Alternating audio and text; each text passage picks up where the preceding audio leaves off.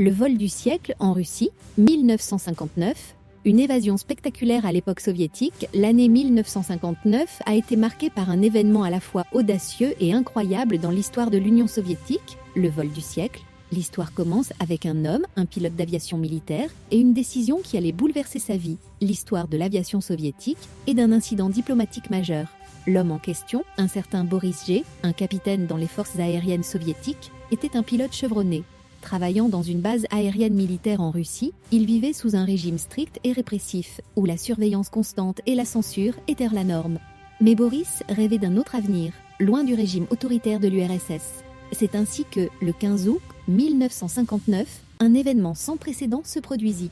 Profitant d'une mission ordinaire, Boris prit un avion Tupolev Tu-104, un avion de ligne soviétique capable de voler sur de longues distances.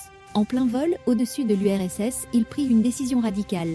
Il détourna l'avion en direction de la Turquie, un pays occidental et neutre à l'époque, qui était perçu comme un refuge possible pour ceux qui voulaient fuir le bloc soviétique. Ce qui suivit serait une aventure digne des plus grands films d'espionnage de l'époque, une fuite audacieuse et un atterrissage inattendu.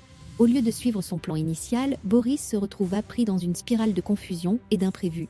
L'avion, à court de carburant et pris dans un brouillard dense, dévia de sa trajectoire et finit par atterrir accidentellement en Grèce, un autre pays sous influence occidentale, mais bien plus loin de la Turquie.